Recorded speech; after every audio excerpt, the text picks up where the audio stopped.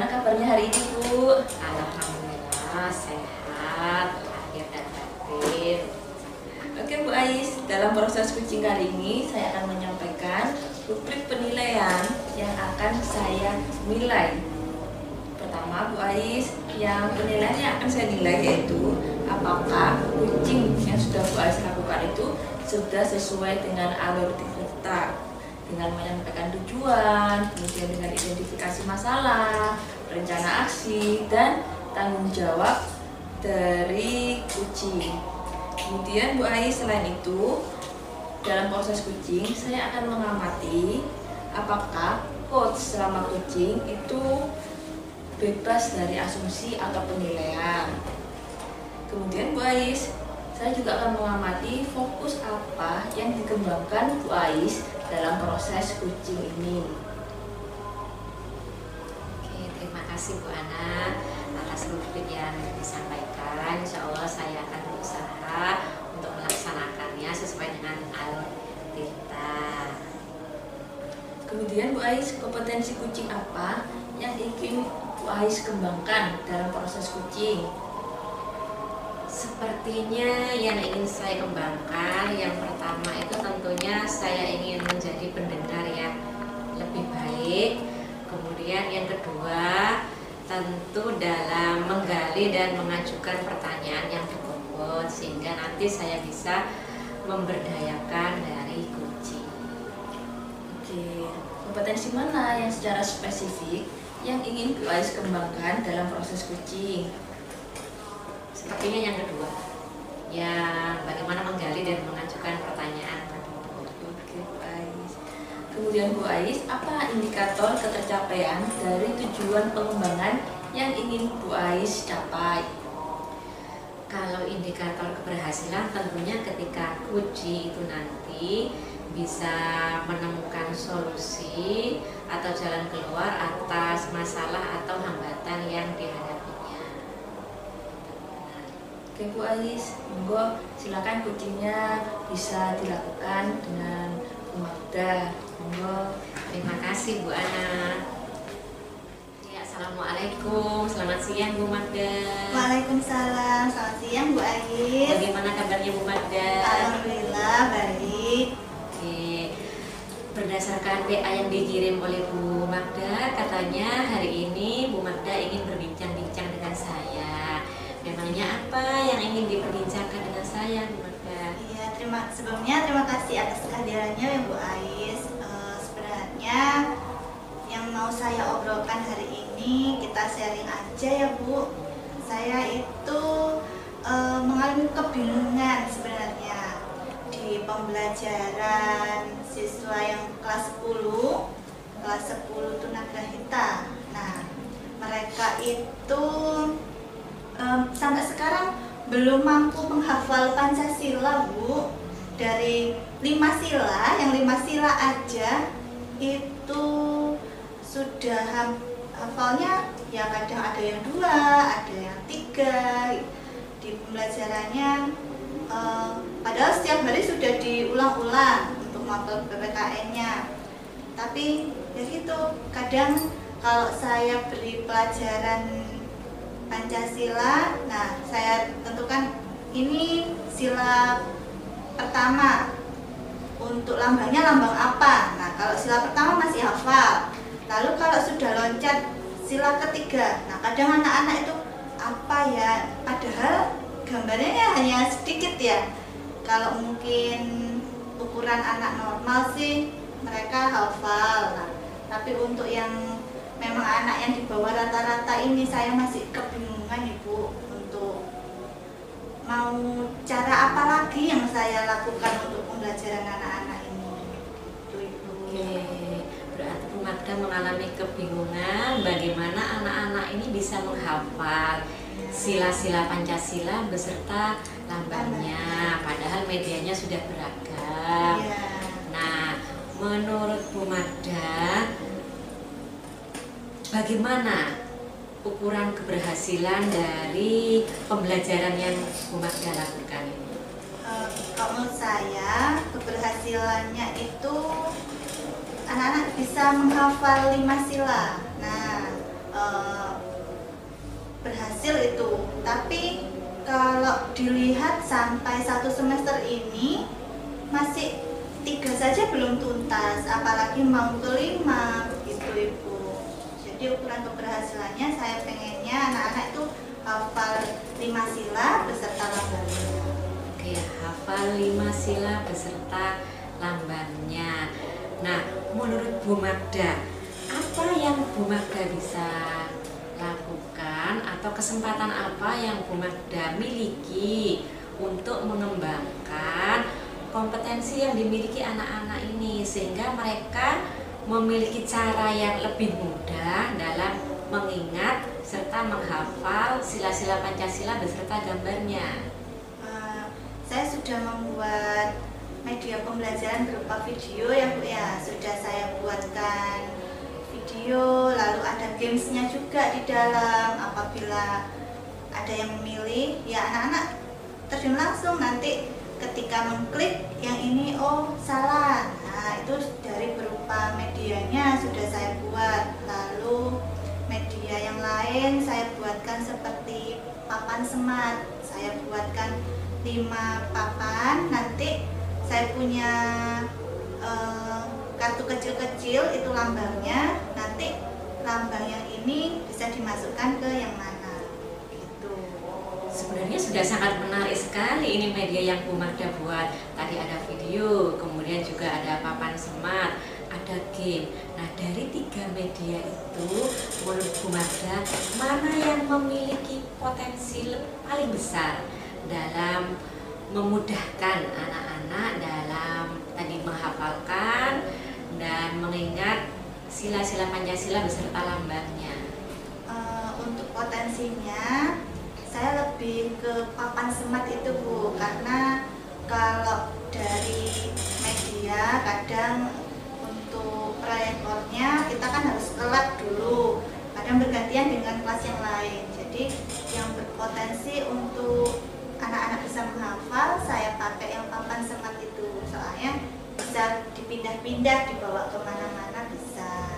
Berarti yang memiliki peluang lebih besar itu adalah yang menggunakan papan semat sehingga memudahkan anak-anak dalam menghafal sila-sila Pancasila. Oke Bu Magda, berarti Bu Magda ini sudah berusaha. Nah kalau saya tanya skalanya 1 sampai 10, di mana ukuran keberhasilan Bu Magda sekarang?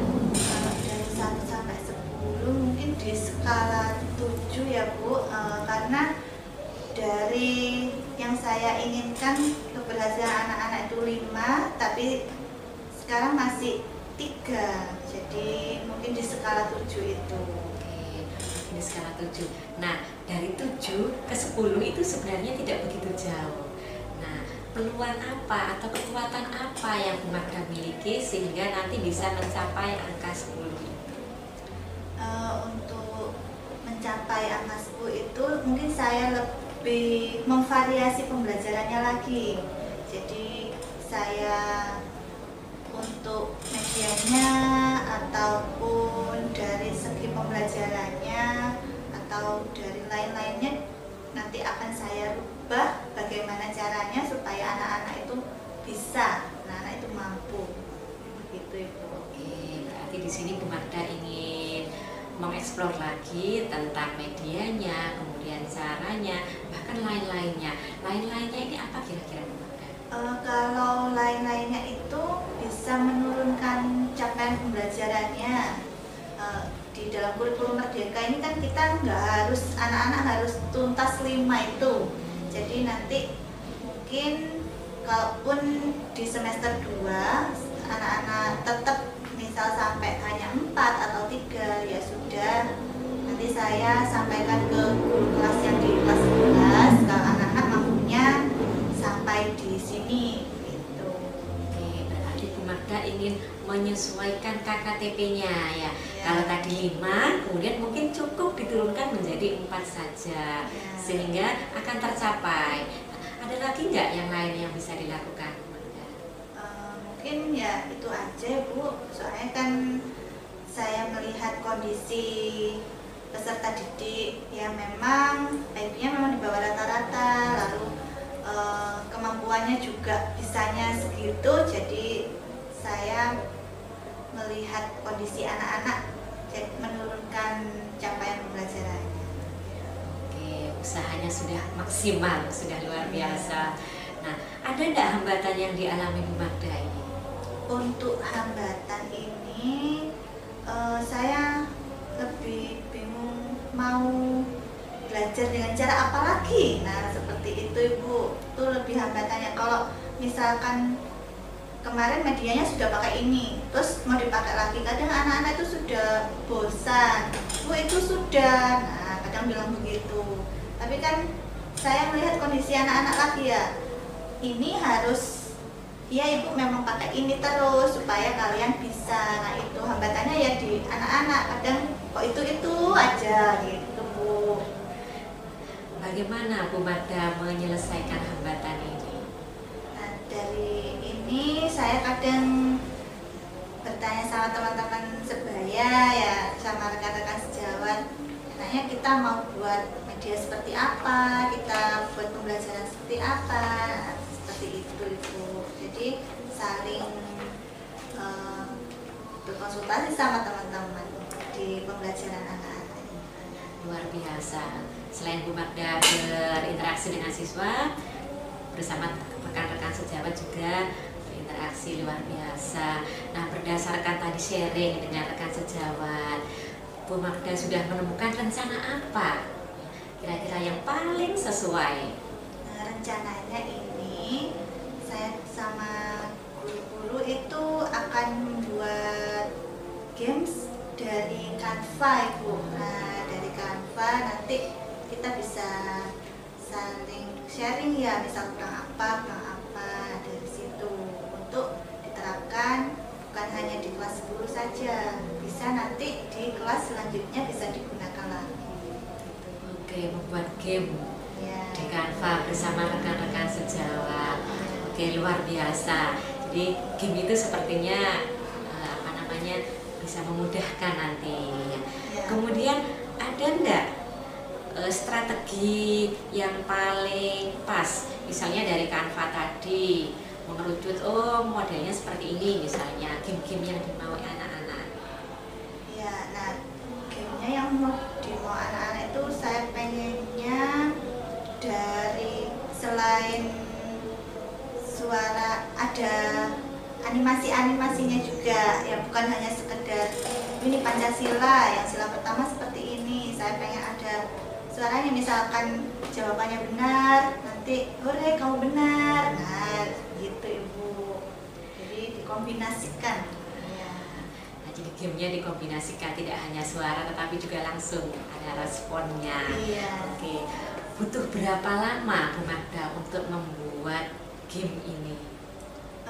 Kira-kira kalau dilihat dari kesibukan ya Bu, ya mungkin 2 minggu cukup ya, sekitar 2 minggu lah. Oke, 2 minggu untuk membuat gamenya. Ya. Nah, berarti melaksanakan pembelajarannya atau memakai gamenya itu kapan Bu Magda? Setelah kalau misalkan sebelum waktu 2 minggu itu selesai ya, saya coba langsung memakai games itu Ibu. Oke, mulai kapan Bu Magda mau membuat game ini? Kalau bisa ya nanti atau besok saya bersama teman-teman untuk merencanakan pembuatan games ini. Oke, apa ukuran keberhasilan Bu Magda dari pembuatan game ini nanti? Nah, dari ukuran keberhasilan, apabila tadi sudah KKM-nya diturunkan, tapi setelah ada games ini nanti ternyata anak-anak sudah mampu mencapai menghafal 5 sila itu, nah itu yang dinamakan berhasil. Oke, berhasil jika anak-anak bisa hafal 5 Iya. sila beserta simbol-simbolnya. Sangat menarik dan luar biasa Bu Magda. Oke, apakah Bu Magda berkomitmen bisa menjaga komitmen terkait hal ini? Ya, insya Allah bisa Ibu untuk berkomitmen menjaga ini. Oke, menurut Bu Magda siapa yang bisa Bu Magda ajak atau yang berperan dalam mempertahankan komitmen yang Bu Magda buat ini? Yang pertama pastinya dari siswa, ya dari siswanya dulu, dan juga rekan-rekan sejawat saya yang telah membantu untuk membuat media games. Oke, kemudian bagaimana dengan tindak lanjut setelah coaching ini, Bu Magda? Tindak lanjut dari ini saya coba nanti bersama teman-teman untuk membicarakan hal ini, pembelajaran anak-anak. Kalau misalkan anak-anak itu harus bisa, lalu kita membuat media bersama-sama, tidak hanya saya saja, karena kan nantinya juga bisa dipakai di kelas-kelas yang lain. Oke, luar biasa Bu Magda. Semoga berjalan lancar rencananya dan membuahkan hasil sesuai yang diharapkan. Amin. Sukses selalu Bu Magda. Ya Bu Ais, terima kasih. Sama-sama. Ya, terima kasih untuk sesi curhatnya ya Bu Ais, sudah berkenan untuk datang. Nanti akan saya segera laksanakan apa yang tadi telah kita bicarakan. Ya, Terima kasih. sama-sama Bu Magda. Sukses selalu. Terima kasih Bu Gimana Ais. Bu, proses coachingnya tadi apakah sudah berjalan dengan lancar? Alhamdulillah, kalau menurut saya sudah berjalan lancar Bu Ana. Kemudian Bu Ais, apa yang sudah Bu Ais lakukan dalam proses coaching hari ini? Yang sudah saya lakukan, saya tadi berusaha untuk mendengarkan lebih baik. Jadi saya belajar untuk mendengarkan dengan sepenuh hati, dan saya juga berusaha untuk mengajukan pertanyaan yang berbobot sehingga kunci saya bisa menemukan solusi atas masalah yang dihadapinya. Oke, bagus sekali Bu Ais. Bu Ais, apa yang menjadi indikator ketercapaian pengembangan yang diinginkan dalam proses coaching tadi Bu Ais? Indikator keberhasilannya tentu saja ketika kunci saya nanti bisa melakukan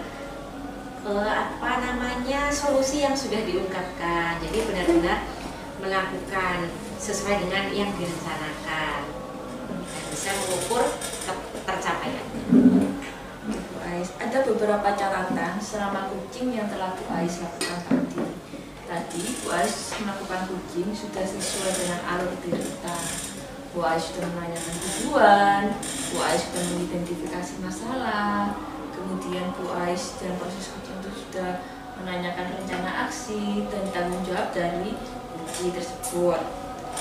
Kemudian Bu Ais, dalam proses coaching tadi yang saya amati, Bu Ais itu sudah fokus dalam proses coaching, kemudian kehadiran penuhnya juga sudah hadir secara penuh, dan juga sudah mendengarkan selama coaching itu menceritakan permasalahan sehingga coaching itu bisa menemukan solusi. Itu Bu Ais sudah kembangkan. Kemudian Bu Ais, kompetensi apa lagi yang ingin Bu Ais kembangkan lebih lanjut? Tentu kalau kompetensi yang ingin saya kembangkan, tadi saya sudah belajar untuk mengajukan pertanyaan berbobot. Nah, mungkin ini yang perlu saya gali lagi dan saya tingkatkan.